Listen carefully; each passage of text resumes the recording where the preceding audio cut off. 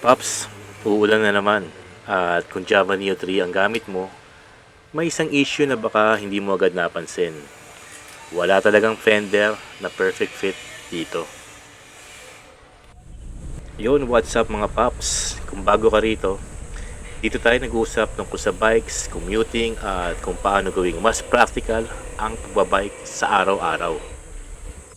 Kung naghahanap ka ng upgrade or basic upgrade sa Java Neo 3 mo at ayaw mo masyadong gumastos, baka makatulong sa yung video na to. Alright, kung ginagamit mo yung bike mo for commuting, napaka-importante ngayong tag-ulan ang fender. Bumili kami ng full set, front and rear, sa HK Folding Bikes PH, amounting to 550 pesos lang. Pero ito ang dapat mong malaman, hindi siya plug and play. Kapag nag-fold ka, tumatama yung front fender sa rear derailleur mo. So hindi siya basta-basta kakasya. And yung tanging workaround na nagawa ko is tanggalin yung isang metal rod na nagsusupport sa fender sa may bandang kanan. Pag tinanggal mo siya, wala nang problema. Next upgrade is yung rear rack. ODI brand. Gawa talaga siya para sa Java Neo. 1,990 pesos. Maganda to kasi madadala ka ng bag, grocery, kahit camel bag. And necessary itong upgrade na to kasi partner siya ng rear fender. Siya yung pinakakatuwang para maikabit mo yung rear fender. Kasi kung walang rack, hindi practical yung rear mudguard. Wala siyang masusuportahan. So kung gusto mo ng full fender protection ngayong tag-ulan, kailangan mo rin ng rack. Dalawa silang magkasama. And for the next upgrade, ito yung floating saddle. Yan yung air seat na may spring suspension. 2,500 pesos. Ito yung pinakamahal sa lahat ng nabili ko. Pero para sa akin, sulit.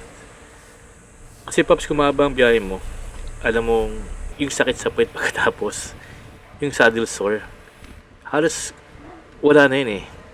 May sariling suspension yung upuan, kaya yung mga lubak at bangketa, hindi mo masyadong nararamdaman. And kasama sa comfort upgrade natin is yung rear shock absorber. Mas lalo naging smooth yung override experience. Maliit lang siya upgrade at hindi rin mahal, pero ramdam mo agad yung difference, lalo na kapag dumadaan sa rough roads, cracks o expansion joints.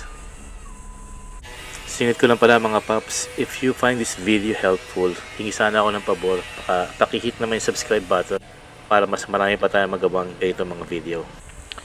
Alright, yung next upgrade natin is yung pig nose. Nasa 600 pesos siya. Yung front bracket sa harap ng bike, yun yung tinatawag na pig nose kasi mukha siyang ilong ng baboy. Bakit ko siya nilagay? Para may mapagkapitan ako ng front bag. At yung magandang balita, yung mga bag na ginagamit sa ibang folders, kasya rito. So malawak ang option mo sa bag. And yung last upgrade natin is yung handlebar. Bookless riser bar.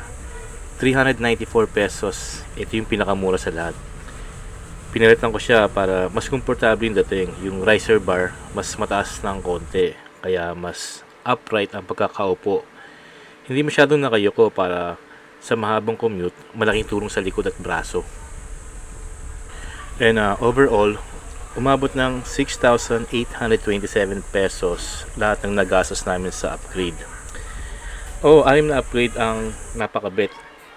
And nagpo-fold pa rin siya na maayos. Then yung timbang, medyo nalagdagan ng weight, pero manageable naman siya. And para sa amin, 5/6, sulit na sulit. Walang halong steer yan. Yung fender lang medyo tricky kasi kailangan ng diskarte at kailangan ng rack. Pero ngayong tag-ulan, sulit pa rin kasi may peace of mind ka na hindi ka na mababasa at mapuputingan sa pag-ride. So kung Java Neo 3 owner ka at iniisip mo kung saan magsisimula, ito yung honest experience namin.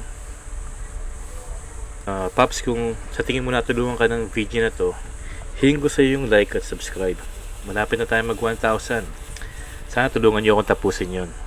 And kung gusto niyo rin malaman kung saan ko binili lahat to, ilagay ko na lang sa description o sa product links yung mga binili namin. And sa susunod, baka subukan natin kung gaano talaga katibay yung Fender setup na to after ilang linggo ng ulan. Abangan niyo na lang. Ride safe mga paps. See you on the next video.